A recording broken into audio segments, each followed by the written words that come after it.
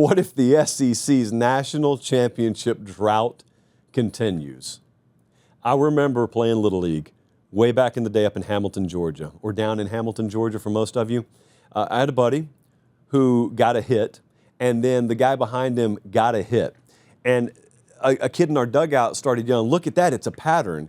And one of my other buddies, Trey, lived in the next neighborhood over, said, "Hey, you know it has to happen more than 2 times for it to be a pattern, like 3, 4, 5. Then you start to establish a pattern. Right now, just a couple of things happen back to back." And it was the craziest thing. It like dawned on my friend for the first time. Well, similarly, is the SEC in a drought? A national championship, is that even a thing in college football? So they haven't won one in 2 years, is that right? And then Georgia won the 2, and then Michigan won 1, Ohio State won 1. So yes, we've got a drought, allegedly, your words not mine, of 2 years. Now, you could either call that SEC homerism or basic common sense. But we did flip through the old Rolodex today and look back in the annals of college football. Make sure you go long on the A there. You know, the last time that the SEC went 3 or more years without winning a national championship was 99 through 02. So it has been a long time. Are they in a drought? Well, by that standard, yeah, but not really. Having said that, for fun, in the interest of fairness in what if season, went over to FanDuel. I looked at the top 18. It's a nice round number. The SEC has 11 of the top 18 in the odds to win the national championship. Now, that could be valid. Let's just assume for a second FanDuel nailed it. They nailed the exact right power ratings, not rankings, power ratings.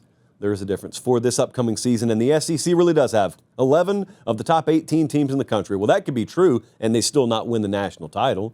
Because what if Ohio State's the best team in the country again at the end of the year? What if Oregon is? What if Penn State is? What if Notre Dame is? What if Clemson is? What if USC is? I said it just to make sure you were paying attention. But you get my point. You could have 17 of the top 18 teams in the country. You got a big conference there. But if you don't have number 1, it doesn't really matter as it relates to the drought. Here's what will happen.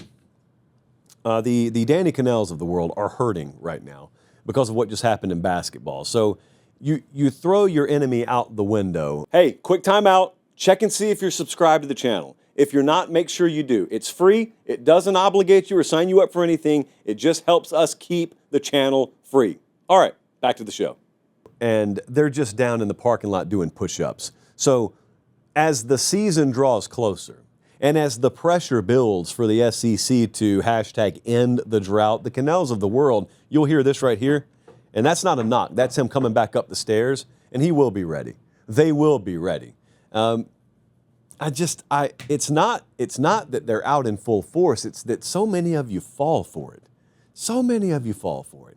I've got thoughts on anyone who chants the name of a conference. I've always thought it was a little weird, but it happens, you know, so don't let me stop you. Hey, I love freight trains. People think that's weird. Who cares if people think you're weird? If you want to chant SEC, chant it. Hey, if I was around back in the Southwest Conference days, I would probably chant SWC.